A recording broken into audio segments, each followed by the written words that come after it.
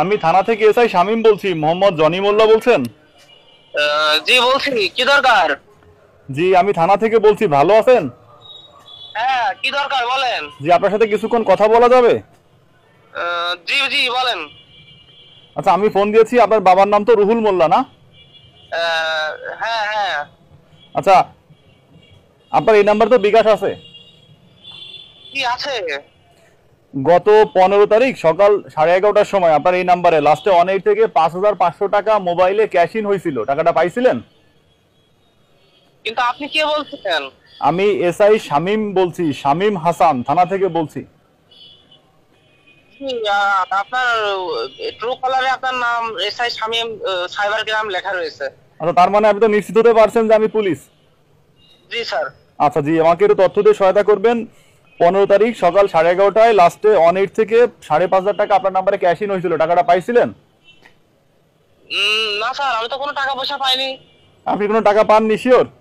না না স্যার, একদম শিওর, আমি সত্যি কথা বলছি, কোনো টাকা পয়সা পাইনি স্যার। আচ্ছা, আপনার গ্রামে যে কলেজটা আছে, কলেজের গেটে মোশাররফ হোসেনের বিকাশের দোকান আছে? হ্যাঁ আছে স্যার। জি, উনি আপনার পরিচিত লোক। ওই দোকান থেকে ওই একই তারিখ দুপুর 12:45 সময়, অর্থাৎ 1 ঘন্টা 15 মিনিট পর আপনি পুরো টাকা ক্যাশ আউট করে ফেলছেন, অথচ আপনি বলছেন টাকা পাননি। কেন ভাই, মিথ্যা বলছেন কেন আপনি? স্যার মানে আসলে ওইটা টাকা তুলছিলাম স্যার। জি জি, ওইটা আমার পাওনা টাকা স্যার, টাকা পেয়েছিলাম। এটা আপনার পাওনা টাকা? জি স্যার, এটা আমার পাওনা টাকা, উনি ওনার কাছে টাকা পাঠালাম আমি। আচ্ছা, উনি থানায় জিডি করেছেন যে এই নাম্বারে উনি ভুল করে টাকা পাঠাইছেন, বাবার ওষুধ কেনার জন্য টাকা পাঠাতে গিয়ে ভুলে আপনার নাম্বারটা দিছে। আচ্ছা, যদি পাওনা টাকা হয় তাহলে সে মিথ্যা তথ্য দেওয়ার জন্য আমরা তার বিরুদ্ধে ব্যবস্থা নিব। তাহলে আমাকে আরেকটু তথ্য দিবেন। পাওনা টাকা তার মানে তো যে আপনাকে টাকাটা দিছে আপনি তাকে চেনেন, তাই তো? হ্যাঁ স্যার, আমি চিনি তাকে, আমার বন্ধু ভাই। আচ্ছা, আপনার বন্ধু হয়, আপনাকে চেনেন, তাহলে তো খুব ভালো হলো। তো জি। প্রকৃত তথ্য হচ্ছে এই অ্যাকাউন্টটা হ্যাক হয় এবং যিনি যিনি হ্যাক করছিল উনি এই টাকাটা পাঠাইছে। তাহলে আপনি ওই হ্যাকারের নাম ঠিকানা, মানে যে আপনাকে টাকা পাঠাইছে, যার কাছে টাকা পেতেন তার নাম ঠিকানা আমাকে দেন। তাহলে আমরা তো হ্যাকারকে পেয়ে যাচ্ছি। কারণ এটা হ্যাক হয়েছিল, না হ্যাকারের নাম ঠিকানা দেন, মানে যে যার কাছে টাকা পেতেন সেই হ্যাকার, তার নাম ঠিকানাটা আমাকে বলেন। আপনি আমতা আমতা করছেন কেন? আপনি কি হ্যাক করছিলেন না হ্যাকারের লোকের সাথে আমি জড়িত? স্যার উনি টাকা, স্যার টাকাটা ওই ওই বাবার অসুস্থ, ওনারই টাকা স্যার। আমি ওনার টাকাটা ভুল করে তুলে নিছি স্যার, লোভ সামলাতে পারিনি। উনি আমার অনেকবার কল দিল, নাম্বার ব্ল্যাক লিস্টে ফেলাই দিয়েছি স্যার, আমার আচ্ছা মাফ স্যার।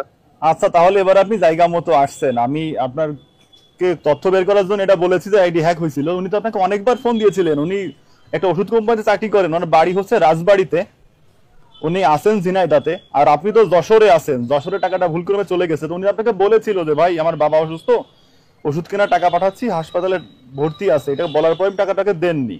উনি চাকরি করেন ওষুধ কোম্পানিতে, সেলসে আছেন, মেডিকেল রিপ্রেজেন্টেটিভ। জি স্যার, কিন্তু আমি ভাবছিলাম যে উনি হয়তো মিথ্যা কথা বলছে টাকাটা ফেরত নেওয়ার জন্য। হ্যাঁ, আমি, উনি তো ওষুধ কোম্পানিতে চাকরি করে, তাহলে ওষুধ কেনার কি দরকার? উনি ওষুধ কোম্পানিতে চাকরি করে, ওষুধ কেনার কি দরকার? মানে যারা ওষুধ কোম্পানিতে রিপ্রেজেন্টেটিভে কাজ করে আপনি জানেন তাদের কত পরিশ্রম করা লাগে। আর সবচেয়ে বড় বিষয়, টাকাটা তো আপনার না। আপনার টাকা হলে আপনার রাখার কোনো অধিকার নেই। টাকা তার টাকা তাকে আপনার ফেরত দিতেই হবে, নাম্বার ওয়ান। আর নাম্বার টু হচ্ছে ওষুধ কোম্পানিতে চাকরি করলে ওষুধ পাওয়া যায় ব্যাপারটা এমন না। হয়তো উনি ওষুধ কিনলে ডিসকাউন্ট পেতে পারে 10%, 15%, বা কোম্পানি যা দেয়। সবচেয়ে বড় বিষয়, টাকাটা যেহেতু আপনার না, আপনাকে উনি বারবার ফোন দিয়েছিলেন, বলেছিলেন আমার বাবা অসুস্থ, হাসপাতালে ভর্তি আছে, ওষুধ কিনতে হবে, তারপরও টাকাটা আপনি দেননি। আচ্ছা, আপনার ফেসবুকে প্রোফাইল পিকচার পালসার মোটরসাইকেলের সাথে না? জি স্যার। নীল শার্ট পরা একটা। জি আর এই মুহূর্তে আপনার অ্যাকাউন্টে 8,000 টাকা আছে, ছিল হচ্ছে 142 টাকা। মোট এই মুহূর্তে আপনার অ্যাকাউন্টে আছে 8,142 টাকা, সঠিক? জি স্যার, আপনি তো আমার সব তথ্য বের করে ফেলছেন স্যার, জি, আমার আমি আমি আপনার A to Z সব তথ্য বের করে ফেলেছি।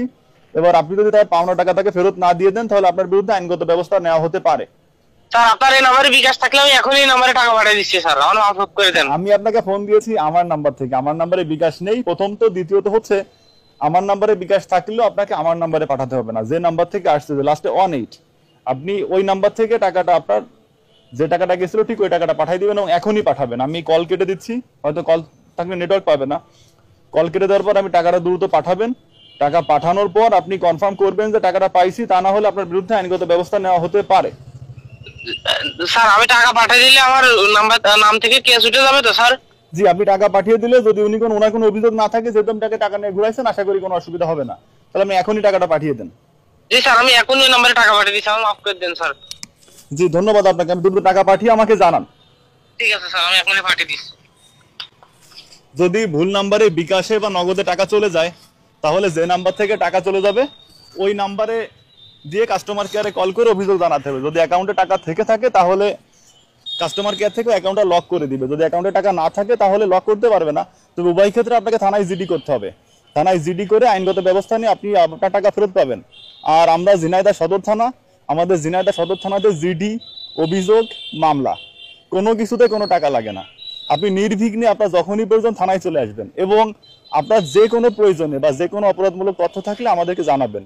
আর এই যে টাকাটা উদ্ধার করলাম, প্রকৃত ঘটনা হচ্ছে ভুলক্রমে টাকা চলে গেছিল, যার কাছে গেছিল সে খুব ধুরন্ধর প্রকৃতির লোক, তাই তার তথ্য বের করে নিয়ে তাকে প্রতারণার কথা বললাম যাতে সে ভয়ে টাকাটা দিয়ে দেয়। টাকা হয়তো কিছুক্ষণের মধ্যে চলে আসবে, আশা করি তার টাকাটা উদ্ধার হবে।